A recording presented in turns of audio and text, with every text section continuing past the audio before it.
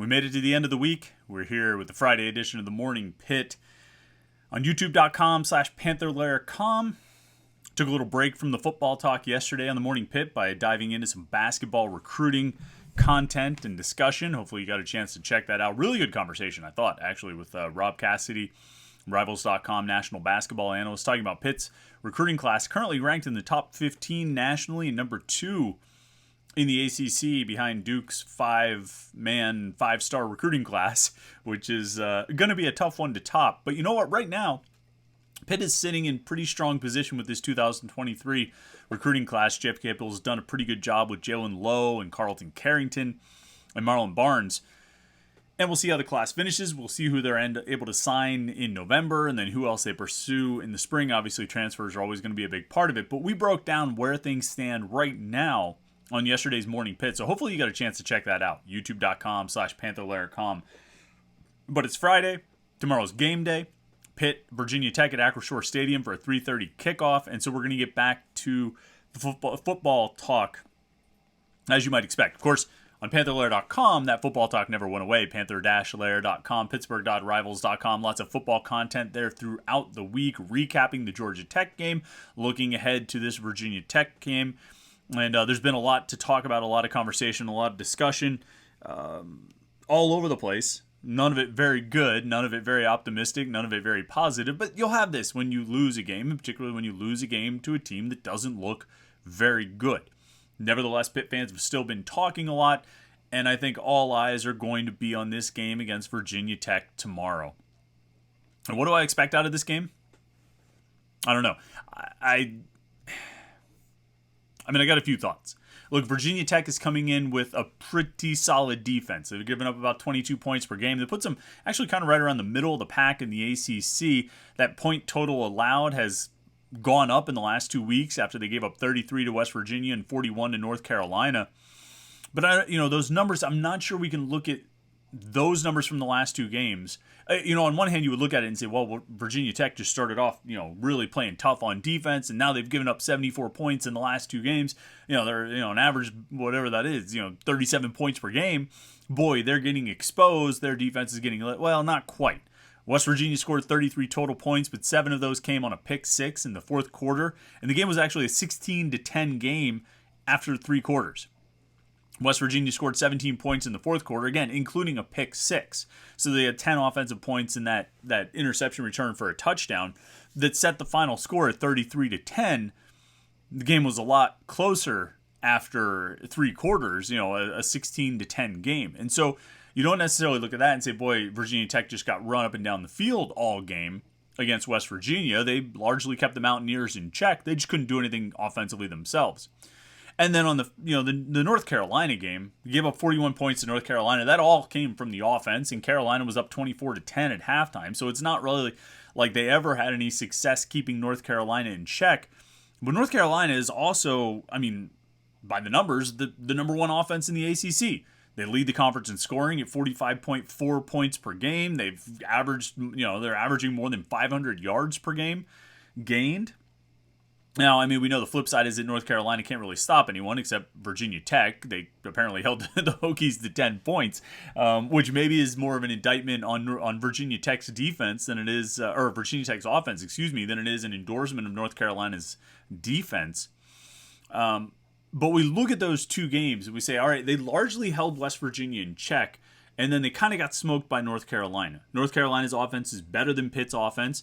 West Virginia's is probably a little bit, is probably comparable, to where Pitt is right now. And I think if Pitt goes through the first 3 quarters and is up 16-10 and then breaks through and ends up with a 33-10 victory, people will be happy that there was a win, but they'll still probably have plenty to complain about from the first 3 quarters of ineffectiveness. And so we come back to the question, which is a question we've been asking all week and a question we've been trying to answer all week about what to expect from this offense, of what this offense can be, how good this offense can be, and whether they can really succeed, and what they need to do to succeed. And there's a few things that I think are pretty relevant right now when you're evaluating the performance of Pitt's offense through the first 5 games. And I talked about this quite a bit on Wednesday night on the Panther-Lair show. Didn't talk about it as much earlier in the week. Wrote about it a little bit in the 3-2-1 column that'll be out today on Panther-Lair.com. 3 observations, 2 questions, and 1 prediction. And I wrote about this topic there. I think some of the context surrounding this offense through the first 5 games is worth considering. And I think I think there's merit in it. I think there is relevant to consider some of these things. And let's start with the offensive line. Because the offensive line, as much as any group on this offense and maybe on this team, has been a disappointment. And I think I think Pitt fans certainly would say that. I think the Pitt coaches would say it. Dave Borberly effectively said it after the West Virginia game. He said, we're just not, that performance is not up to the standard that we want. The guys were really, frustrated over how they played. They were not happy with how they played. And so I think even the Pitt coaches and players would say the offensive line has been, below the line, to steal a phrase, through the first 5 games. I think they would agree about that, and I think Pitt fans have been saying it a lot too. And that is sort of turned into, it's been interpreted as, I think as the fans have watched these first 5 games, it's turned into something of, apparently those guys weren't as good as we thought they were last year, which may or may not be accurate. I still kind of, I resist going full bore on the thought that Kenny Pickett covered up a lot of issues for this offensive line or covered up for this offensive line and made them look better than they were. I don't entirely believe that. I think Pickett was more comfortable in the pocket this past season than he had been at any point prior in his career. Some of that was his maturity and his development and his growth, but I think a lot of it had to do with the pass protection in front of him. I don't think those guys just forgot how to pass block. Run blocking may take a little bit longer to come along, and since they hadn't done all that much of it over the past 3 years. But I don't think that they forgot how to pass block. I think part of the problem, and maybe a big part of the problem, as we talk about all the hype that surrounded this offensive line and how they had 4 sixth-year seniors coming back and a 5th-year senior and all this stuff, and they returned all 5 starters and from the most productive offense in Pitt history and everything. And I trumpeted that as much as anyone. I know I sat here either on the Morning Pitt or on the Panther-Lair show or the weekend, recap or whatever it was. And I talked about how I made comparisons. I made comparisons to the 2016 offense. I made comparisons to the 2009 offense. 2 of the better offenses Pitt has had in this century, or at least in the post-Walt Harris era. Never mind, the 2009 was coordinated by Frank Signetti. But I drew connections there and how those 2 teams, 09 and 16, had veteran offensive lines. I hyped this group up as much as anyone through the offseason. Was I completely wrong about that? Possibly. Do I think that it's an incomplete grade? Yes. Because those 4 sixth-year seniors we talked about how they were all coming back with all these 100 games of experience and all this stuff, those 4 guys have not played a single snap together this season. Not one. Not one. Gabe Hoy didn't play until week 4, and by that point, Owen Drexel was out, and by the end of that week 4 game, Carter Warren was out. And so you haven't had those 4 sixth-year seniors playing together at all this season. At most, you've had 3, and on a lot of occasions, you've had 2, and sometimes you've only had 1 guy actually playing the position he played last year. In some of these times when you've got in this Georgia Tech game, when you had Branson Taylor at left tackle and Mac Gonsalves at right tackle, and you have Jake Cradle sliding from right guard into center because Owen Drexel's hurt, Marcus Minor is the only one of those starters who returned who's actually playing the position he played last season. And you can say that I'm making excuses when I point that out, but it doesn't make what I'm saying any less factual or any less truthful. And we could go back and forth about the impact that has, or how much weight it should carry, or how much it's influenced or impacted the play of the offensive line. And look, that part is debatable. We can have those conversations. I think there was pressure off the left side when Branson Taylor was in there. I think there was pressure off the right side when Mac Gonsalves was in there. I think the center, I think Owen Drexel makes the reads at center better than Jake Cradle does, just by virtue of having more experience and playing there more. I think the coaches would probably say this. Pat Narduzzi has said a few of these things, as a matter of fact. And so I don't think you can totally discount the impact that has. And everything operates under, and what I'm going to say next is included here, but it all operates under this umbrella of a new offense with a new coordinator and all these new pieces. where you're already going to have somewhat of an uphill climb, where you're going to have this period of transition. You're going to have to adapt to a new coordinator, a new quarterback, and top receivers and all this kind of thing. You're already going to have that period of transition. Any additional obstacles you throw in there is going to make that transition that much more difficult. So when you don't have Gabe Hoy to start the season, when you lose Owen Drexel after 2 games, when you lose Carter Warren after 4 games, and I don't know when Warren will be back. I don't know when Drexel will be back. I think Warren will be back sooner than Drexel, but I'm not sure. But those things create further obstacles for the sort of cohesion and coalescing of this offense. And the other thing that does too, and at some point, maybe if they actually get their act together, I'll stop talking about this, but Kedon Slovis effectively went into the Georgia Tech game, the ACC opener, having played 2.5 games in this offense. 2.5. No. 1.5. He had played in 2.5 out of the first 4 games. But as I've said, and I would need to see, it would take a lot for me to be disproven of this. I don't think the Rhode Island game was their real offense. Not when half the passes are thrown behind the line of scrimmage. And I'm not counting that. And I'm not going to go down the road of blabbering on and on about how it was a wasted opportunity. But really, he went into that Georgia Tech game with 1.5 games of experience in Pitt's offense, playing this new offense. And it was the West Virginia game in the season opener, and it was the first half of the Tennessee game. And for whatever we want to say about Kedon Slovis' talent level, for whatever we want to say about Frank Cignetti and his offense, for whatever we want to say about the offensive line or the receivers or the running backs or the tight ends, all of it together, you need the quarterback to be on the same page with everyone. You need the quarterback to know what's going on. You need the quarterback to be comfortable and in a rhythm. And if you've only played 1.5 games and you're about to open the ACC play, you're about to open your conference schedule, you might be in for a rough transition. And I don't think we can discount that either. When we talk about how Kedon Slovis played against Georgia Tech, when we talk about what we've seen out of him, when we talk about the indecisiveness, when we talk about the lack of comfort in the pocket, some of those things only come with time, with reps, with practice, with not practice, but game reps, live action. Because he's had plenty of practice. But you need that live action to really get into that groove. And he just hadn't had much of it. And again, we can go back and forth about, the impact and the relevance and how much that affected things. But it's still factual. Kedon Slovis really didn't play that much in this offense through the first month of the season. Now, all of this, this is all well and good. And you might turn to me and say, Chris, you are absolutely right, man. All these offensive line injuries, it's caused a lot of, it's caused things to be disjointed and out of sync up front. Kedon Slovis missing all this time has made the passing game out of sync. They just haven't settled in. They don't have any cohesiveness. It just needs to coalesce. It just needs to come together. You give it a little bit of time and they're going to get there. And I might even agree with you if you say that. I probably would agree with you, if you say that.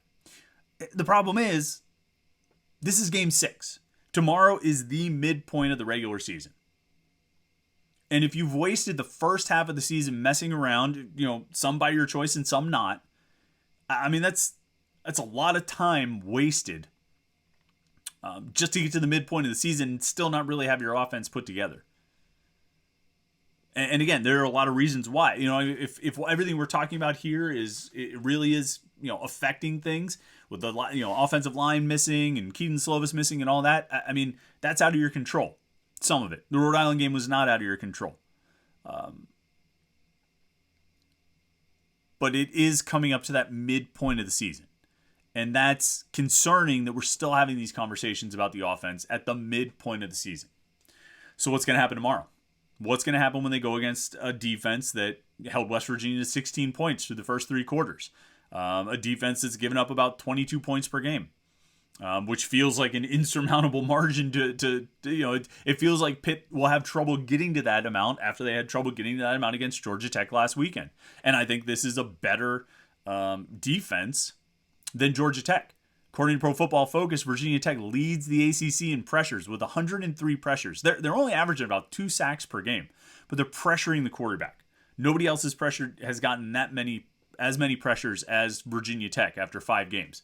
Miami has 85 through 4 games, so the numbers, even that. That's still Yeah, I mean the numbers probably are close to evening out there. That on a per game basis, Miami and Virginia Tech are about the same. But Virginia Tech's getting pressures on the quarterback about 20 per game on average. They're not getting the sacks, but if you keep getting the pressures, eventually the sacks are going to come. And if you play against a quarterback who struggles with pressure, who is having trouble dealing with that, who has been under pressure a lot, and Keaton Slovis this year has been under pressure about 10 percentage points more than Kenny Pickett was last year. But if you're able to get pressure and you're playing against a quarterback who struggles with pressure, then, that seems like a recipe for trouble for the offense. And that could be a recipe for trouble for Pitt. In case you're curious, I said Virginia Tech's got 103 pressures this year. Wake Forest is second with 97. Pitt is third with 94. So Panthers generating some pressure, and I'm not too concerned on that side of the ball. Virginia Tech's offense has been terrible. Grant Wells was a turnover machine at Marshall. Hasn't really improved all that much this year playing at Virginia Tech.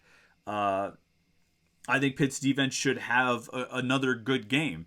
The problem is, and we talked about this on the Wednesday Morning Pitt, there's such a slim margin for this unit.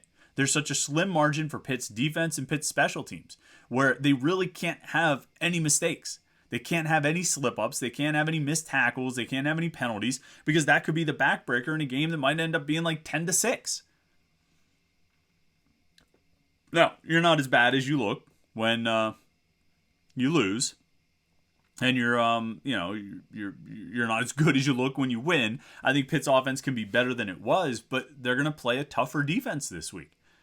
Georgia Tech has 88 pressures through 5 games, so you're talking about a difference of an extra 5 pressures per game or something like that. Virginia Tech versus Georgia Tech. So that was a defense that challenged Pitt last week. This defense is probably going to challenge them even more this week. How do you attack it? What do you do? Particularly when you're going into a game where, I would say you're almost certainly not going to have Rodney Hammond and a pretty good chance that you're not going to have Izzy Abanikanda. We'll see if he's able to play or not. Pat Narduzzi said he's ready to go or something like that, but I think 2 weeks ago he said that Nick Patty was ready to go too, and Patty didn't even dress for that game. So let's not put too much stock in those words. But how do you attack this? You have to throw. You have to throw downfield. You have to, stretch the defense. You have to try to attack vertically, particularly if they're going to play up close and try and stop the run the way Georgia Tech did. Georgia Tech was focused on stopping the run, daring you to pass because they didn't think you were able to do it. And you proved them right. For the better part of 3 quarters, you proved them right that you couldn't do it. And so, it's a matter of, if Virginia Tech is going to try to play that way, you're going to have to try to take some shots. Now, they do get after the quarterback, like we said, 20 pressures a game. You can't, you're not going to have time to sit back there, and wait for these long, 7-step drops, waiting for these long vertical routes to come open. You're going to probably have to hit some quicker stuff, probably have to hit some intermediate range, mid-range passes, medium range passes, just to loosen them up a little bit, try and work in the run, and then try and get play action going. Play action was supposed to be a strength for this team, and it doesn't feel like it has been. Hardly at all. It should be. With the way they've run the ball, they should be able to get something going out of play action, more than they have. I still think Pitt wins this game. But they have continued to create questions about the offense. And as long as those questions exist, until we get some answers, at least some positive answers, because if we've gotten answers so far through the first 5 games, they're not positive answers. They're negative answers. So until we get some positive answers, it's going to be, wait and see. And that puts every game as a potential loss if you can't score. So we'll see. We'll see what they're able to do. We'll see if Keaton Slovis can turn around. I do, and the last thing I'll say about this before we jump into the Coastal, because we want to look around at some of the other games in the division this weekend. There's 3 other games in the division. We got to talk about those. I do think, I like some of these individual players on offense. I mean, I still think Keaton Slovis can be good. I think Jared Wayne is really good. I think Konate Mumfield can be good. I thought after the Western Michigan game he was going to break out. I thought he made some big catches there. I think he's going to be a key piece for them going forward. Maybe Jaden Bradley catches a little fire after catching those 2 touchdown passes against Georgia Tech in the fourth quarter. Maybe Jalen Barden finally gets some run. It's just, I believe the potential is there, but all we're doing right now is really just operating on faith. And faith doesn't win you football games. You got to produce results. You need results. All right, let's look around the Coastal, see what else is going on. Pitt, Virginia Tech, of course, is happening tomorrow at Acrisure Stadium. 3:30 kickoff for that game. And then just looking around the rest of the Coastal, I bring up my games here, bring up my game list. Yeah, Louisville, Virginia starts it off. That's the noon kickoff game. And this is kind of like Virginia Tech, Boston College a couple weeks ago. Somebody has to win. Louisville is 0-3 in the ACC. Virginia's 0-2. They're both 2-3 overall. Somebody's got to win this game. I don't know who it's going to be. Louisville is favored by 3 on the road. The game is in Charlottesville. The over-under set at 51. I guess Louisville is who I would say is likely to win this. I really don't know. Louisville has shown some major question marks, and Virginia has just been a dumpster fire. The way they've played early on, Virginia, I mean, it looks like 0-8 in the ACC is a real possibility. We'll see. I mean, we know Brendan Armstrong's a talented quarterback, but boy, howdy, have they been bad. Virginia Tech Pitt is the 3:30 game. Then 2 games at 4 o'clock. Duke is at Georgia Tech, and Carolina is at Miami. Duke, Georgia Tech is an interesting one to me. Obviously, Georgia Tech is feeling some momentum after beating Pitt in Brent Key's first game as the head coach. But how much can that carry over? How long can that go? I'm guessing with that game being at Georgia Tech, Jeff Collins being fired, it seems like a lot of the fan base wanted that to happen, and then getting that first win at Pitt, with an interim head coach, maybe re-energize the fans a little bit. Could be a good crowd and a real challenge for Duke there. Duke's 4-1 overall. They're 1-0 in the ACC. Their only loss was at Kansas. They're favored by 3.5 in this game. Again, on the road, game in Atlanta. Over-under set at 54.5. And I mean, Duke, it's a chance for Duke to show that they're for real. And I think every week is going to be a chance for Duke to show that they're for real. I mean, I think the goal right now for Duke, and they would probably disagree, is still bowl eligibility. I think you get a couple more wins. Well, if they can get to bowl eligibility in the next 4 games, or 3 games or something like that, then yeah, you start talking about being a legitimate contender in the Coastal. I don't know if I'm willing to say that about Duke yet, but they're setting the table for themselves to be a contender in the Coastal. Sort of, kind of along the same lines, is that other game at 4 o'clock, Carolina at Miami. Carolina, of course, is 4-1 overall, 1-0 in the ACC. Miami is 2-2 overall, hasn't played a conference game yet. This is their conference opener for the Hurricanes. Miami's favored by 3.5. Over-under here is 66. This is an interesting game. This is a separation game for me because I think, either outcome is going to tell a big story about where the ACC stands right now, or the Coastal Division, I should say. If Carolina can win and get to 5-1, 2-0 in conference games, they're going to clearly establish themselves as the top team, I think, in the Coastal. Even if Duke beats Georgia Tech, I think Carolina going to Miami and winning, particularly as a dog, 3.5-point dog, would establish the Tar Heels as the number 1 team in the Coastal Division. And likewise, pretty much guarantee that Miami is one of the bottom teams in the Coastal Division, even though it's their first ACC game. If they open the season 2-3 and 0-1 in the ACC, Miami sort of feels like the kind of program that's going to have guys start opting out and saying no thanks, but no thanks. I think I'll try my fortunes elsewhere, even though we're getting kind of late in the season. But if Miami wins this game, then all of a sudden everything's all jumbled up again. You say, well, Carolina's 1-1 now. We don't really know how good they are. Miami, maybe they got over their slump during the off week, and maybe they're back. Maybe Miami is back, and they'll be competitive again. So that's going to be a game that I think has some real implications for what the Coastal is and where the Coastal stands heading into this midpoint of the season. Of course, Pitt also plays Syracuse this season. Syracuse is off this week. They're at 5-0. They received votes. I don't think they got ranked, but I think they were receiving votes at 5-0. or maybe they were ranked. I don't remember. It doesn't matter because here's what Syracuse has coming up: versus NC State, at Clemson, versus Notre Dame, at Pitt, versus Florida State, and at Wake Forest. That's a real bear of a schedule. Syracuse is 5-0 right now. Let's see where they are when it gets to be Thanksgiving. Let's see if they're still holding on at 5, with only 1 or 2 losses, or if they lose 3 or 4 out of that stretch of 6 games. Because there's a very real possibility of it. That is about as much of a murderer's row as anybody's going to face in the ACC this season. Now, those Atlantic teams are all kind of facing some really tough schedules because the Atlantic look pretty strong right now. But Syracuse is going to get them all back to back to back to back to back to back before they end the season against Boston College. So they at least get that. If Syracuse goes winless over the next 6 games, at least they'll have that finale at Boston College where they can still hope for bowl eligibility by beating the Eagles. But we're going to find out in the next month and a half what Syracuse really is. We're going to find that out about everybody, right? We're going to find out what Pitt really is over the next month and a half. And we might find out what Pitt really is in the next 36 hours. Because this game against Virginia Tech is an important one. Heading into a bye week, sitting at 0-1 in the ACC, you do not want to be 3-3 and 0-2. You need to be 4-2 and 1-1. You need to even that conference record, and you need to stay at 4-2 heading into the midpoint of the season, heading into the off week. 3-3, 0-2. That would be a really rough start. Really rough. And I don't know if you go so far as to say this is a must-win game, but I think if you still want to win the Coastal, you can't open 0-2. Not to say that 6-2 can't win the Coastal. 6-2 absolutely can win the Coastal, and if you go 6-2 most years, you're either going to win the Coastal or lose on a tiebreaker.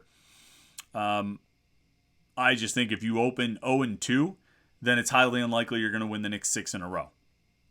So Pitt needs to get this win. They've got to beat Virginia Tech, and while I think we'd all feel much better if it was like 35-7 with 21 points scored in the first half and 2 more touchdowns scored in the second half, all on offense and everything, that would make everyone feel good. 21-16 would work too. Coming out of this with a win, 19-15, whatever you want to pick for a low-scoring game would work as well. Pitt just needs a win. They've got to win. You'd like to see progress from the offense, but most of all, you want to see a win. All right, it's been another fun week here on the Morning Pitt on youtube.com/Panther-Lair.com. I appreciate everybody who checks in on these things every day. Just try and give you some Pitt talk every morning. Even though it's not been a great week for Pitt in the aftermath of the loss to Georgia Tech, a lot of people don't want to think about Pitt or talk about Pitt. Fans I'm talking about don't want to think about Pitt or talk about Pitt. It's still fun. I mean, you're still thinking about Pitt all the time. I had a friend tell me, he's like, man, I just haven't been able to do it this week. I haven't been able to watch the show or listen to it because I'm so angry about it. And I get that, but you're still listening. You're still thinking about it. You still have Pitt in the brain all the time. So you might as well start your day with the Morning Pitt right here on youtube.com/Panther-Lair.com. Listen, hit that subscribe button down there and turn on your alerts so you get notifications sent to your phone. That way you'll know when we go live tomorrow night after the Virginia Tech game for the Panther-Lair postgame. We will be live. We will have a live show after that game. I'd love for you to join us and get in the chat screen with your comments and your questions about Pitt's game against Virginia Tech. I don't know what time that postgame show is going to start, but if you turn on notifications, if you subscribe to our YouTube channel and turn on the notifications so you get the alerts, you will get something sent to your phone to let you know when the show starts. So you know what's going on and you know when to tune in. Probably going to be like 10 o'clock or so, but we'll find out when we get there. So make sure you do that. And then, of course, keep it locked right there to Panther-Lair.com, Panther-Lair.com, Pittsburgh.rivals.com. The most comprehensive source of Pitt sports news on the internet, football, basketball, and recruiting. You can find it all at Panther-Lair.com and, of course, message boards where we are talking all day, every day about Pitt sports. It's going to be lively tomorrow for sure. The game threads are always a special, special place to be. So I hope to see you there. I hope to see you on the message boards during and after the game. And yeah, thanks again. Thanks again for tuning in this week. It's been a lot of fun, and I'm sure next week will be even more fun. So I hope you had a great week. Hope you have a great weekend. We will talk to you tomorrow night after the game right here on youtube.com/Panther-Lair.com.